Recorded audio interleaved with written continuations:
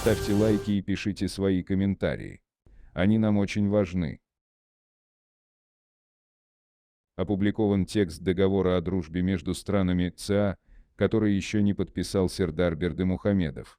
21 июля в городе Чолпон-Ата, Кыргызстан, прошла 4-я консультативная встреча глав государств Центральной Азии, в которой в том числе принял участие президент Туркменистана Сердар Бердымухамедов. По итогам встречи был принят договор о дружбе, добрососедстве и сотрудничестве в целях развития Центральной Азии в 21 веке, который подписали президент Кыргызстана Садыр Жапаров, Казахстана Касым-Жомарт Токаев и Узбекистана Шавкат Мирзиёев.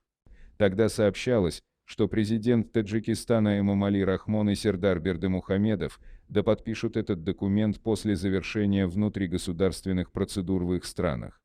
25 июля на сайте нормативно-правовых актов Казахстана был опубликован текст договора.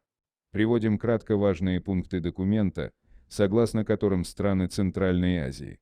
не вмешиваются во внутренние дела друг друга и решают споры мирным путем, оказывают друг другу поддержку в предотвращении угрозы независимости и территориальной целостности стран, не вступают в военные блоки, направленные против договаривающихся сторон,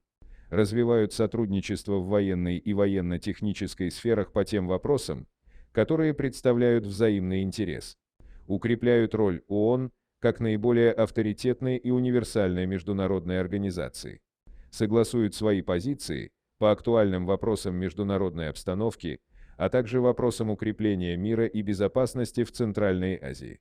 сотрудничают в области нераспространения оружия массового уничтожения и отказываются от принятия на вооружение ядерного оружия,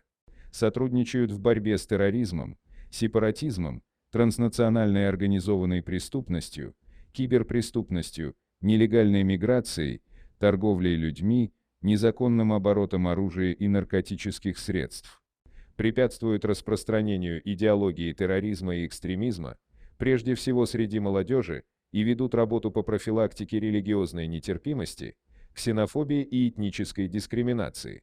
сотрудничают в сфере рационального использования водно-энергетических ресурсов с учетом интересов всех договаривающихся сторон, прилагают усилия по восстановлению экологической системы бассейна Аральского моря и районов Приоралья, развивают инвестиционное сотрудничество, взаимную защиту инвестиций, создание совместных предприятий, логистических и инфраструктурных объектов, развивают транзитно-транспортный потенциал региона путем широкого использования железнодорожных, автомобильных, воздушных и водных коммуникаций, а также посредством упрощения административных процедур при трансграничных перевозках,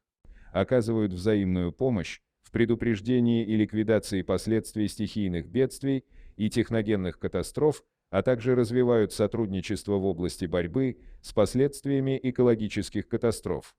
предпринимают совместные действия по противодействию эпидемиям, природно-очаговым и другим опасным инфекциям.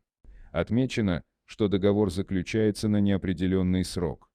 После его подписания президентами документ должны ратифицировать в странах